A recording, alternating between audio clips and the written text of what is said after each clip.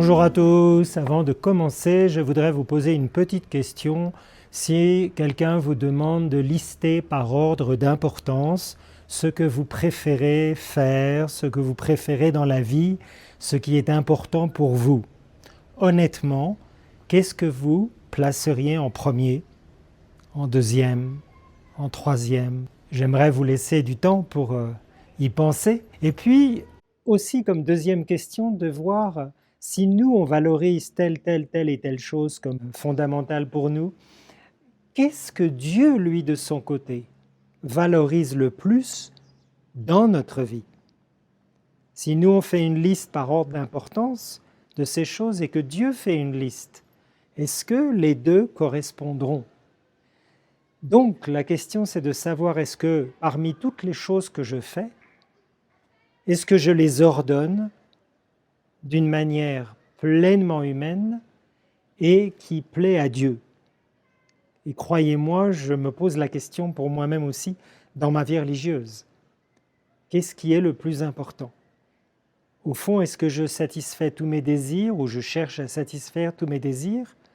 Ou est-ce que je suis conscient que je serai jugé sur l'amour de charité, bien entendu, pas l'amour sensible? Et de ce point de vue-là, je crois qu'on est tous pécheurs. Alors il y en a qui sont plus saints que d'autres.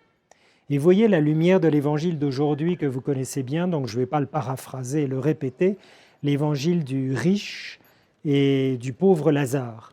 Pourquoi le riche n'est pas mentionné par son nom? Dieu ne l'appelle pas par son nom. Et pourquoi Lazare, lui, Dieu l'appelle par son nom? Est-ce que ce n'est pas parce que Dieu ne considère pas les orgueilleux et ceux qui s'en mettent plein la panse, pour parler vulgairement, qui ne pensent qu'à eux, qui sont complètement pris par eux-mêmes, quoi, et qui privilègent les pauvres, ceux dont personne ne s'occupe, etc. Les humbles, les pauvres de cœur. Alors, il faut se poser la question, qui est Lazare pour moi dans ma vie? Le riche, on va se dire, mais c'est pas moi le riche, moi je ne suis pas riche. Ah, on peut être riche de nous-mêmes, même si on n'a pas beaucoup d'argent. Il faut toujours comprendre et interpréter l'Évangile à tous les niveaux, si vous voulez. Pas s'arrêter simplement à la description au niveau matériel. Il faut se demander quel est le sens spirituel de la richesse. Je peux être riche de moi-même, tellement imbu de moi-même qu'au fond, les autres, je ne m'en occupe pas vraiment. Je vis en égoïste, centré sur moi. Dieu ne condamne pas la richesse en elle-même. Il y a des gens très riches qui sont super généreux. Et j'en connais personnellement. La richesse en elle-même n'est pas un péché, n'est pas un mal. Mais l'indifférence aux autres en est un. Ça, c'est sûr.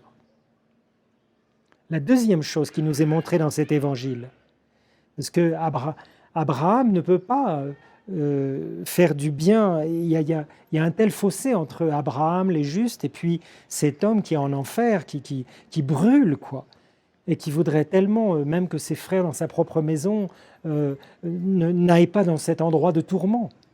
Mais qu'est-ce que Dieu leur dit? Dieu dit à ce riche, ils ont les Écritures, la parole de Dieu pour les éclairer.